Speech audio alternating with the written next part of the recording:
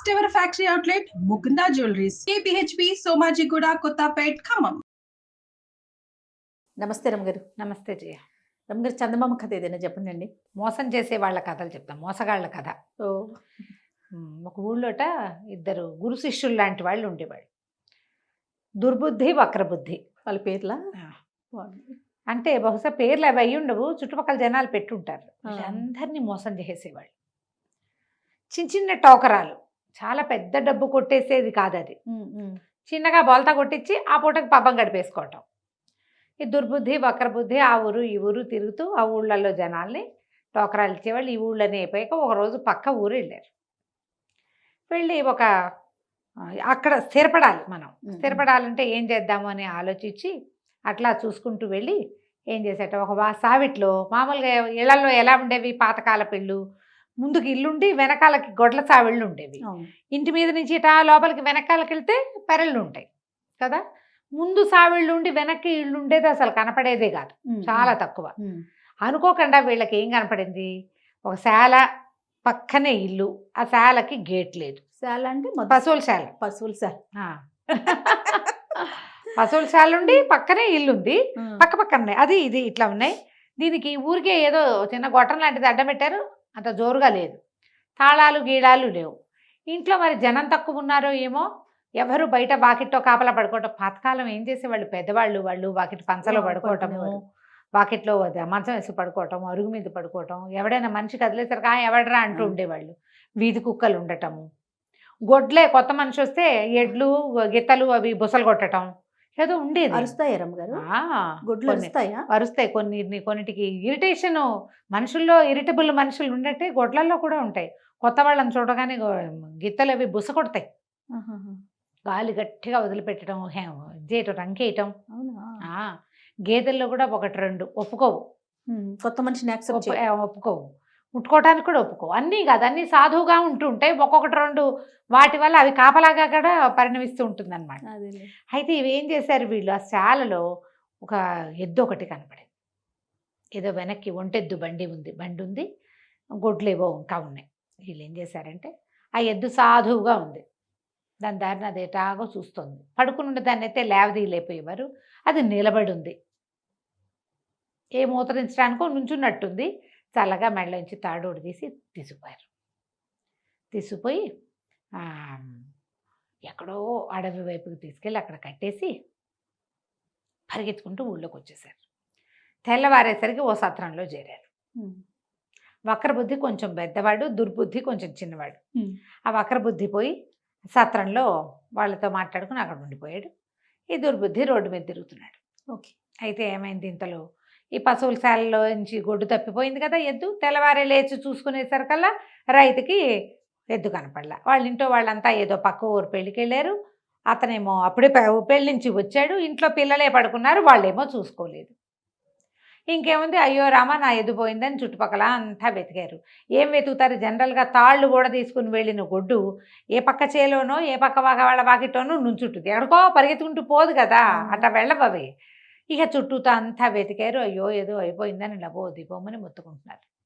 ఈ దుర్బుద్ధి ఏం చేశాడు, అక్కడ ఇక్కడ వెళ్తూ ఏమిటండి ఏమైంది, ఎందుకంత కాల్ చేస్తున్నారు అని చల్లగా కనుక్కుని, ఒడ్డు పోయిందా, మా గురువుగారు ఒక ఆయన ఉన్నారండి, ఈ ఊళ్ళోనే ఎక్కడో దిగారన్నారు, ఏదో సత్రంలో దిగుతానని కబురు చేశారు, ఏ సత్రంలో ఉన్నారో చూసుకోండి.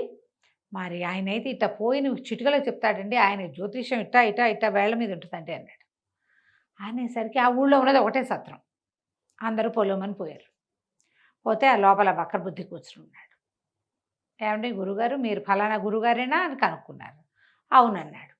ఎద్దు పోయిందండి మా ఇంట్లోది, మరి ఎట్లా పోయిందో తెలియలేదు, ఎక్కడుందో చెప్పండి బాబు మీకు పుణ్యం ఉంటుందని రైతు బతిమలాడాడు.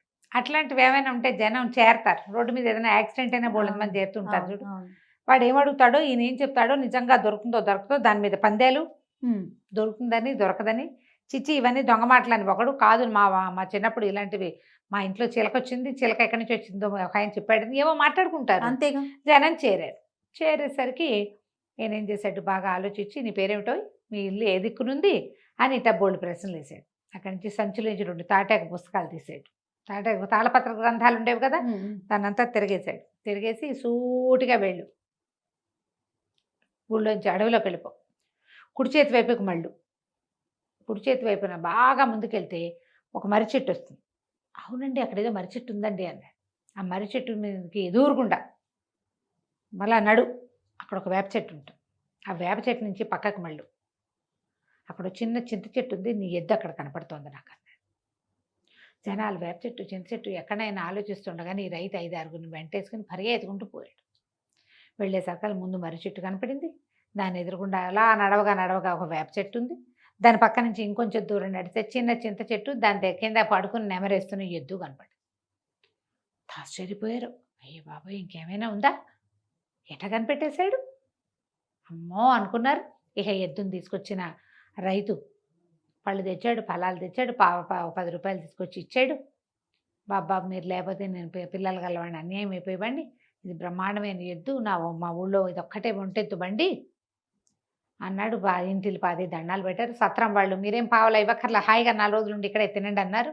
ఇంత గొప్ప విషయం కదా. మరి అంతేగా. అయితే ఏంటంటే జనరల్గా ఈ ఊళ్ళల్లో 2-3 రకాల వ్యవహారాలు వీళ్ళు చేసేవాళ్ళు కాదు ఇలాంటివి. వీళ్ళు వేరే ఊరు మారుదామనుకున్నారు. ఈ మారే లోపల గ్రామాధికారి పరిగెత్తుకుంటూ వచ్చాడు. మీరు ఉన్నారా లేదా అని వచ్చాను అనేసరికల్లా సరే ఇప్పుడు వీళ్ళే దొంగతనం చేసి దాచేసిన ఎద్దు ఎక్కడుందో చెప్పి 10 రూపాయలు అంటే కనీసం ఒక నెలన్నర గ్రాసం వాళ్ళకి. ఆ రోజుల్లో 10 అంటే చాలా ఎక్కువ కదా. వాడు తెచ్చిచ్చాడు.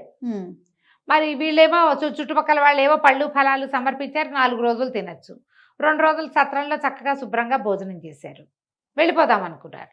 గ్రామాధికారి వచ్చేయమన్నాడు, మీరు జ్యోతిషాచార్యులు ఎవరైనా కావాలి నాకు, మీరు ఏమో ఎద్దును కనిపెట్టారట, నాది కూడా ఒకటి కనిపెట్టండి, బంగారు పాందాన్ని పోయిందండి నాది, అది ఎక్కడుందో చెప్పండి అన్నాడు. కతుక్కుమన్నారు వీళ్ళు. ఓరు నాయనా ఎట్లా చెప్తాం ఇది, మనకేమొచ్చు అంతేగా. నీ లెక్కేసి అంటే దొంగ లెక్కలు వేస్తాం, అసలు లెక్కలు రావు కదా. మనమే కొట్టేసి కట్టేసిన ఎద్దునైతే చెప్పగలుగుతాం, ఇది ఎట్లా చెప్తాం. సరే ఇప్పుడు గబగబా పంచాంగం తీసి ఇప్పుడు వర్జ్యం ఉందండి ఇప్పుడు చెప్పకూడదు, తర్వాత చెప్తాం, మీరు ఆనక చెప్తాం, మీరు వెళ్ళి రండి అని పంపేశారు. యాక్చువల్గా ఏమైంది, ఆ గ్రామాధికారి ఇంట్లో ప్రారంధం అనే ఒక పనివాడు ఉన్నాడు. ప్రారంధం, వాడి పేరే ప్రారంధం. ఊళ్ళల్లో అట్లా పెడతారు, ఇప్పుడు వీళ్ళకి పెట్ల దుర్బుద్ధి వక్రబుద్ధి కదా. అట్లాగే ప్రారంధుడు. ఆ ప్రారంధం ఏం చేశాడు, ఈ బంగారు పాందాను ఆయన ఈ మధ్యకాలంలో దాని జోలికి రాల, మర్చిపోయాడు అనుకుని వాడు దాచేశాడు. ఈయనకి ఆ రోజు ఎందుకో గుర్తొచ్చింది, ఇక వెతకటం మొదలుపెట్టారు. ఇప్పుడు ఏం చేయాలి, ఇప్పుడు వీడికి ప్రారంధానికి ఏం భయం వేసింది, అమ్మో వీళ్ళు ఎక్కడో కట్టేసున్న ఎద్దుని చెప్పారంటే మన సంగతి కూడా చెప్పేస్తారు, కాబట్టి వీళ్ళని ఏం మాట్లాడుకుంటున్నారో వినాలని గ్రామాధికారి బయటకు వచ్చేయంగానే వీళ్ళు పోయి వీడు వెళ్ళి అక్కడ కిటికీ దగ్గర నుంచున్నాడు. ఆయనతో పాటు వచ్చాడు, ఆయనతో పాటు ఇంటికి వెళ్ళాల, ఆయన ఇంటికి వెళ్ళిపోయాడు. ఇప్పుడు వర్జం ఉంది, మంచి సమయం బాగుపడ్డాక దుస్సమయం ఏదో అంటారు కదా, దుర్ముహూర్తాలు అయిపోయాక మేము చూసి చెప్తానులేండి అన్నారు. ఆయన వెళ్ళిపోయాడు. వీడు కిటికీ దగ్గర నుంచున్నాడు.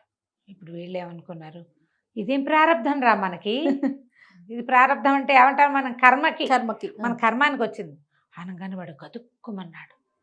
ఏమిటి ఇదేం ప్రారంధం అంటున్నారంటే, నా పేరే కదా ప్రారంధం, వీళ్ళకి తెలిసిపోయిందేమో అని. అక్కడి నుంచి రెండోవాడు అన్నాడు, దుర్బుద్ధి అన్నాడు, ప్రారంధాలకు మనం ఏం చేసేదేం లేదండి, ఉత్తర దిక్కుగా నడిచి వెళ్ళిపోదాం అన్నాడు. ఆ ఊరికి ఉత్తరంగా ఇంకో ఊరుంది రామాపురం. ఉత్తర దిక్కు పట్టుకుని నడిచి వెళ్ళిపోదామని, కానీ వీడు హడలిపోయాడు. ఎందుకంటే వీడు ఉత్తరంలో ఉన్న శ్మశానం దగ్గర పాతి పెట్టాడు దాన్ని. పరిగెత్తుకుంటూ లోపలికి వచ్చాడు. బాబు మీ పుణ్యం ఉంటుందండి, ఉత్తర దిక్కులో నేను పాతేశానని మాత్రం చెప్పి, ఇప్పుడు ఉత్తరం కనపడింది, ప్రారంధం పేరు తెలిసింది వాళ్ళకి, ఉత్తరం కనపడింది. ఇప్పుడు ఏమవుతుంది, తవ్వాడు పాతాడు కనపడదు, అంతేగా కనిపిస్తుందిగా. అందుకని వచ్చేసాడు లోపలికి. బాబు మీ కాళ్ళు పట్టుకుంటానండి, 10 రూపాయలు సమర్పించుకుంటాను, నేను కూడా బంగారు పాందాని మీద ఆశతోటి చేశానండి, మీరు మాత్రం ఈ పని నేను చేశానని చెప్పకండి దయచేసి, ఎక్కడుందో చెప్పేస్తా అని చెప్పేసి వెళ్ళిపోయాడు. వీళ్ళు అమ్మాయి అనుకుని మర్నాడు పొద్దున్నే గ్రామాధికారిని కేకేసి, ఉత్తరంగా ఉన్న శ్మశానానికి ఒక సావిడి ఉంది, సావడి మొదటి మెట్టు దగ్గర తవ్వి పాత పెట్టబడి ఉంది మీది, ఎవరు అంటే అది కనిపించట్లేదని చెప్పేశారు. ఎవరు చేశారు అంటే ఎవరో చేశారు. మీకు శ్మశానంలో పాత పెట్టబడ్డ వస్తువు గురించి మనం తెచ్చుకోవటమే తప్పు, అవును పాపం, అవును అయినా తెచ్చుకున్నాం, ఏదో బాగు చేసి వేడి నీళ్ళు పోసి పసుపు నీళ్ళు చల్లి పాలతో కడిగి లోపల పెట్టుకోండి. వ్యక్తిని గురించి అడిగామనుకోండి, వ్యక్తి కనపడ్డాడంటే వ్యక్తితో ఏమైనా ఆత్మలు మీ ఇంట్లోకి వచ్చేస్తాయి అని వాడిని బెదిరించారు. గ్రామాధికారి. ఆ, గ్రామాధికారి సరే అంటాడుగా, అంతేగా. ఊరుకున్నాడు. 2 రోజులు మా ఇంట్లో ఉండండి అని పిలిచాడు. 2 రోజులుండి వెళ్ళిపోదాం అనుకున్నారు. ఈ 2 రోజుల నుండి వీళ్ళు బయలుదేరే సమయానికి వీళ్ళకి తిండి అవి కట్టిస్తున్నారు ఇంట్లో వాళ్ళు. ఆ సమయానికి రాజుగారి దగ్గర నుంచి ఒక ఫర్మానా వచ్చింది. మ్హూ. అక్కడి నుంచి ఏమైంది, రాజుగారు ఏం పంపించారు ఫర్మానా, రాజుగారి గట అప్పుడు ఆ కాలంలో ఈ ఊళ్ళన్నిటికీ పెద్ద రాజు ఒక ఆయన ఉన్నాడు. ఆయనకి ధర్మపాలుడని ఒక వ్యాపారస్తుడు వచ్చాడు. ఆ వ్యాపారస్తుడట చాలా సరదాట అతనికి. పందేలు కడతాడు. అతనికి 7 ఓడలు ఉన్నాయి. ఆ 7 ఓడల్ని రాజుగారు, మనకి రాజధాని నగరం నౌకలు ఆగే నగరం అనమాట. ఏమనాలి దాన్ని మనం, కోస్తా ప్రాంతం, తీర ప్రాంతంలో ఉంది రాజధాని. 7 పడవల నిండా వస్తువులు ఉన్నాయి. పడవలతో సహా ఇక్కడ దిగాడు ఆ ధర్మపాలుడు. రాజుగారిని చూడబోయాడు. ఏవో కానుకలు సమర్పించాడు. పిచ్చాపాటి మాట్లాడుకున్నప్పుడు పందెం వేసుకుందామని ఏం చేసేట, ఒక ఇంత బాక్స్ చూపించాడు, ఒక పెట్టె. ఈ భోషాణంలో ఏముందో చెప్తే నా 7 పడవలు మీకు ఇచ్చేస్తా. ఓహో. మీరు సరిగ్గా చెప్పలేకపోతే మీ రాజ్యం నాకు ఇచ్చేయాలి. ఇది పందెం. రాజుగారికి రాజ్యం నాకు ఇచ్చేయాలి వినపడలా పెద్దగా, అది బరువుగా అనిపించలే. 7 పడవలు మన సొంతం అవుతాయన్న పాయింట్ అనిపించింది. ఏమనుకున్నాడు, మన రాజ్యం నిండా బోళ్ళంత మంది జ్యోతిష్ శాస్త్రవేత్తలు ఉన్నారు. అసలు కంటితో చూడకుండానే అక్కడెక్కడో అది జరిగింది, ఇక్కడెక్కడో ఇది జరిగింది చెప్తారు. ఇది మాత్రం చెప్పలేరు, ఓహో, చెప్పేస్తారు. కాబట్టి అప్పుడు 7 పడవలు మన రాజ్యానికి ఏమంటే బోల్డ్ అంత సంపద, సంవత్సరపు వ్యాపారపు సరుకు అని ఈయన ఉత్సాహంగా, ఈ డబ్బాలో ఏముందో మేము చెప్పగలమని పందెం కట్టాడు. పందెం ఏమిటి, ఇస్తే 7 పడవలు, వస్తే రాజ్యం. బాగుంది. ఇదే కదా. అక్కడి నుంచి ఏమైంది, వాళ్ళని వీళ్ళని పిలిచాడు. ప్రతి వాళ్ళు ఆ డబ్బా చూస్తారు, దాన్ని కదుపుతారు. దాంట్లో ఏదో ఉందని తెలుస్తోంది, అంత ఉంది బాక్స్. ఈయన పెట్టే, కానీ ఏముందో ఇది చెప్పలేకపోయారు. ఓ వాసన లేదు, ఓ రంగు రుచి వాసన ఏమీ లేవు, ఏమీ తెలీదు. ఏదో కదులుతోంది లైట్గా. వాడు ఏం పెట్టాడు ఎటా తెలుస్తుంది. అదేగా. దాంతో తెలియలే. జ్యోతిష్ శాస్త్రవేత్తలంతా పెదవిరిచారు. మా వాళ్ళు కాదంటే రాజుగారికి బెంగ పట్టుకుంది. ఓ నాయనో, రాజ్యం ఇచ్చేయాలి. మొదట వినపడలా, తర్వాత 4 రోజులకి వచ్చేసరికి తెలిసింది. అక్కడి నుంచి ఉత్తరాలు రాశాడు అందరికీ, గ్రామాధికారులకి. మీ ఊళ్ళో ఎవరైనా అత్యద్భుతమైన జ్యోతిష్ శాస్త్రవేత్తలు ఉండి ఘటనా సమర్థులు ఎవరైనా ఉంటే వాళ్ళని బట్టు రండి. మనవాడేమో ఈ ఊరి గ్రామాధికారి, అయ్య బాబోయ్ ఎంత అవకాశం, రాజుగారి దగ్గర మీ ప్రతిభను చూపించవచ్చు. మీరు ఎక్కడో దాచిపెట్టబడిన పాందాన్ని ఇంకెక్కడో దాచిపెట్టబడ్డ ఎద్దుని పూడ్చిపెట్టబడ్డ పాందాన్ని పట్టుకున్నారు. ఇది మాత్రం చెప్పలేటండి. పదండి మనం రాజుగారి దగ్గరికి వెళ్దామని అప్పటికప్పుడు ఒంటెద్దు బండి కట్టించి ఈ దొరగారులు ఇద్దరిని, దుర్బుద్ధిని వక్రబుద్ధిని ఇద్దరిని బండెక్కించి తను కూడా వాళ్ళ వెంబడబడి వచ్చాడు. ఓకే. వాళ్ళకి ఏం చేయాలో తెలియలే. కానీ రాజమర్యాదలు జరిగినాయి. గ్రామాధికారి మిగిలిన గ్రామాల నుంచి పెద్దగా ఎవరు రాలా. మన గ్రామాధికారి ఏమో రాజుగారికి, వీళ్ళు ఇంద్రుడు చంద్రుడు మామూలు వాళ్ళు కాదు, గురు శిష్యులు ఇద్దరు, వాళ్ళ దగ్గర పుస్తకాలు ఉన్నాయి, తాటాకు పత్రాలు ఉన్నాయి, వాటితో చూసి చదివారంటే ఏదైనా చెప్పేస్తారండి అన్నారు. సరే వీళ్ళకి ఏం చేయాలో తెలియదు, పారిపోవాలి. ఇప్పుడు చెప్తే ఒక రకం, చెప్పలేం మనకు తెలీదు. చెప్పకపోతే రాజుకి రాజ్యం పోవడం కాదు, రాజు చేతిలో తమ ప్రాణాలు కూడా పోతాయి. అవును. ఏం చేయాలి, బతుకుంటే బలిసాగు తినచ్చు, పారిపోదాం అనుకున్నారు. అయితే ఇప్పుడు రోజులు బాగుండలేదు, మనకి ఇంకా సమయం ఉంది కదా, 3 రోజుల వ్యవధి ఉంది. ఈ 3 రోజుల్లో చెప్తాము అంటే, ఈ 3 రోజులు 2 రోజుల పాటు వీళ్ళకి అంగరంగ వైభవంగా అన్ని ఏర్పాట్లు చేశారు. హాయిగా రాజభోజనం, రాచనిద్ర, రాచబట్టలు, రాచ స్నానాలు, ఇక చెప్పద్దు, ఒకటి కాదు, అన్నీ లభించినాయి. 2వ రోజు రాత్రి పారిపోయారు వీళ్ళు. ఓకే. ఇదేమిటి ప్రాంతం, రోడ్డు లేదు దీనికి. ఒకవైపు అంతా ఊరు, రెండో పక్కంతా సముద్రం. ఓకే. వీళ్ళు లోపలికి వచ్చిన దారిలోంచి బయటికి వెళ్తే వాళ్ళు పట్టేస్తారు. అందుకని 2వ దారి గుండా బయలుదేరి సముద్రం చేరారు. ఎంతో కొంత ఏదో ఒక దీవిని పట్టుకుందామని ఇక చిన్న తెప్ప వేసుకొని ఈదడం మొదలెట్టారు. ఈదగా ఏమైంది, లోపల ఒక పెద్ద పడవకి తగులుకున్నారు వీళ్ళు. సరే ఈ పడవ ఎక్కేద్దాము, పడవలో పడుకుని పడవతో పాటు పారిపోదాం. పడవలో ఏమిటి, 1-2 సామాన్లు, అదేం చిన్న పడవ కాదు, పెద్ద నౌక. ఓకే. ఏ సందు కింద దాక్కున్నా, తాళ్ళ కింద దాక్కున్నా వెళ్ళిపోతాం కదా. ఇద్దరు మెల్లిగా ఆ పడవకి 5-6 పక్కల నుంచి తాడు నిచ్చెనలు వేళ్లాడేస్తున్నాయి. ఇద్దరు తాడు నిచ్చెను పట్టుకుని ఎక్కారు. వీళ్ళు ఎక్కి ఒక కిటికీ లాంటి దగ్గరికి చేరారు, పైకి ఎక్కుతూ. ఇద్దరు చేరేసరికల్లా ఆ కిటికీ దగ్గర ఎవరో మనుషులు మాట్లాడుతున్నట్టుంది. ఇద్దరు కిటికీ పుచ్చుకుని వేళ్లాడుతూ దాని మీద కూర్చొని విన్నారు. లోపల ఒక ముసలివాడు, ఒక వృద్ధుడు, ఒక చిన్న పిల్ల మాట్లాడుకుంటారు. అది ఒక 4-5 ఏళ్ల పిల్ల. నువ్వు పిల్లని పడుకోమంటాడు ముసలాయన. అదేమో నేను పడుకోనంటుంది. నన్ను నిద్ర రావట్లేదు, ఏదైనా కథ చెప్పు, ఆ విషయం చెప్పు, ఈ విషయం చెప్పు అని తాత రాజుగారికి చూపించింది ఇనపెట్టెలో ఏముంది అని అడిగింది. ముసలివాడు అన్నాడు, రేపటి తెలుస్తుంది కదే, రేపే డెడ్ లైను, రేపు ఎటాగో తెలుస్తుంది అంటే అదేదో నువ్వు చెబితే కానీ నేను పడుకోను. నువ్వే కదా పెట్టావు, ఏం పెట్టావో చెప్పు, ఏం పెట్టావో చెప్పు అని పదే అడిగింది. వీళ్ళు చెవులు రెక్కించి విన్నారు. ఆ పెద్ద ఇనపెట్టెలో ఒక వెండి పెట్టుంది, తర్వాత ఒక చెక్క పెట్టుంది, తర్వాత ఒక చిన్న పర్సు ఉంది, అందులో ఒక చిన్న అత్తరు సీసా ఉంది, మల్లెత్తరు. అది పెట్టారు అంతే. వాళ్ళు మూత తీయలేడు రాజు, ఎలాగో దాని సంగతి చెప్పలేడుగా, ఈ రాజ్యం మందైపోతుంది అని ముసలాయన చెప్పాడు. ఓకే. పిల్ల బాగా చప్పట్లు కొట్టింది. ఏం చక్క మనం రాజ్యంలో ఉండిపోదాం, ఈ పడవలో ఉండొద్దు, లోపల ఊళ్ళోకి వెళ్ళిపోదాం అంటే మనం ఇంక ఇక్కడే ఉంటాం అని చెప్పాడు. ఈ మొత్తం విన్నారు వీళ్ళిద్దరు. ఇంకేమిటి, దొరికేసిందిగా, అంతేగా. గబా మళ్ళా నేను తాటినిచ్చిన దిగేసి తాము తెచ్చుకున్న తెప్పెక్కి ఈదుకుంటూ పోయారు. వెనక్కి వెళ్ళి రాజప్రాసాదంలో పడుకున్నారు. పడుకుని మర్నాడు పొద్దున రాజుగారు చెప్పారు, ఇనపెట్టె తెప్పించండి అన్నారు. పెట్టారు. ఈ ఇనపెట్టెలో ఒక వెండి పెట్టె ఉంది అని చెప్పారు. మూత తీశారు, వెండి పెట్టె తీసి దొరికింది. తీశారు.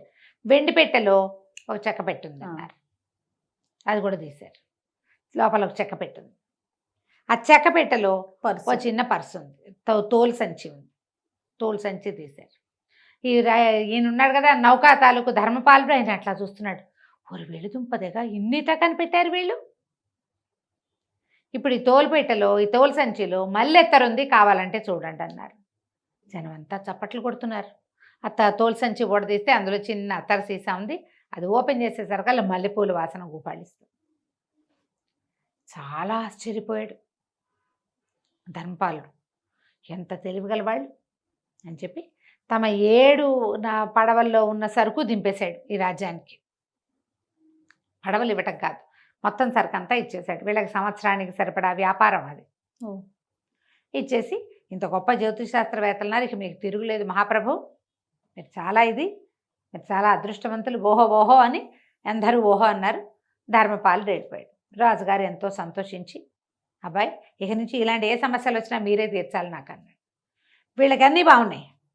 ధర్మపాలుడు బహుమతులు ఇచ్చాడు, రాజ్యంలో అందరూ బాగా ప్రైజ్ చేస్తున్నారు. రాజుగారు ఎంత బహుమతులు ఇచ్చాడు, ఎన్ని ఇచ్చాడో. కానీ ఇప్పుడు ప్రాబ్లం ఏంటంటే రేపటి నుంచి చెప్పంటాడు. అదే కదా, ఇదేదో ఫ్లూక్గా కుదిరింది రేపు. అందుకని ఏం చేశారు, ఇద్దరు ఒక ఎత్తెత్తారు. ఆ రోజు రాత్రి అందరు పడుకొని నిద్రపోతుంటే వీళ్ళకి ఒక సెపరేట్ రూములు ఇచ్చారు. అందులో కొంచెం నూనె పోసి అంటించేశారు. దీపాలు అంటుకుపోయినాయి. దీపం అంటుకుపోయింది. లబో దిబోమని కేకలు పెట్టారు. మొత్తం సైనికులు వాళ్ళు వీళ్ళు వచ్చారు. జ్యోతిశాస్త్రవేత్తల గదిలో నిప్పంటుకుందనేసరికల్లా రాజుగారు, మంత్రి గారు, సైన్యాధిపతి, గ్రామాధికారి హుటాహుటన అర్ధరాత్రి పరిగెత్తుకొచ్చారు. వీళ్ళకి ఏమైనా అయిపోయిందేమో, వీళ్ళే కదా రేపొద్దున మన భావి సామ్రాజ్యానికి శకకర్తలు, అందుకని పరిగెత్తుకుంటూ వచ్చారు. వీళ్ళిద్దరికీ ఏం కాలేవో బట్టలు అవి తగలబడిపోయినాయి. గురువుగారు వక్రబుద్ధి నెత్తిమీ చేతులు పెట్టుకుని ఏడుస్తున్నాడు. దుర్బుద్ధి ఏమో కాసేపు ఏడుస్తాడు, కాసేపు ఓదారుస్తున్నాడు. ఏం జరిగింది మీకేం అవ్వలేదు కదా అంటే, మాకేం కాలేదండి, కానీ మా గురువుగారి తాలూకు మంత్రాల సంచి ఉన్నాయి కదా, పుస్తకాలు ఉన్నాయి కదా, పుస్తకాల సంచి గ్రంథాలు తగలబడిపోయినాయండి. ఎప్పటిదో 500 సంవత్సరాల నాటి తాటాకు, అది నిపురవ తగిలేసరికి అట్టా భగ్గుమనిపోయింది. ఇప్పుడు ఇవి తగలబడిపోయినాయి. మేమేం జ్యోతిష్యం చెప్తాం ప్రభు మీకు అని వక్రబుద్ధి విపరీతంగా ఏడ్చాడు. దుర్బుద్ధి కూడా బలబలా ఏడ్చాడు. గురువుగారు ఏడుస్తున్నాడు. రాజుగారు అన్నారు, ఏం పర్వాలేదు, మీరేం బాధపడకండి, మీ ఇద్దరికి చెరో పదవి ఇస్తా, మా ఆస్థానంలోనే ఉండండి. మీరు అవేవి చెప్పలేకపోయినా పర్వాలేదు, ఆల్రెడీ చెప్పి మా చాలా పెద్ద సమస్యను తీర్చేశారు మీరు, లేకపోతే రాజ్యం పోయేది. మీ వల్లే రాజ్యం ఉంది, హాయిగా చేరుకో, ఇల్లు ఇస్తాం, వివాహాలు చేసుకోండి, సుఖంగా ఉండండి ఇక్కడేనని చెప్పి వాళ్ళు అక్కడే ఉంచుకున్నారు. తెలివితేటలతో ఇంకా ఏమీ చేయక్కర్లేకుండా ఏదో మామూలుగా ఆఫీస్కి వెళ్ళొస్తూ ఉండొచ్చు. మనకి క్రికెటర్లకి వాళ్ళకి ఇస్తుంటారు ఉద్యోగాలు, ఏముంది ఊరికే వెళ్ళి చూసి వస్తారు, అంతకంటే ఏముండదుగా. వీళ్ళకి కూడా అంతే, చక్కగా ప్లేయర్స్కి ఇచ్చినట్టుగానే వీళ్ళకి కూడా మంచి పదవులు ఇచ్చి వాళ్ళతో పాటే ఉంచుకున్నారు. ఇంకా మోసాలకి వాళ్ళు పాల్పడలా, మంచి జీవితాలు వచ్చేసినాయి కదా కంచికి మనం ఇంటికి. బాగుందండి. నమస్తే. నమస్తే జయ.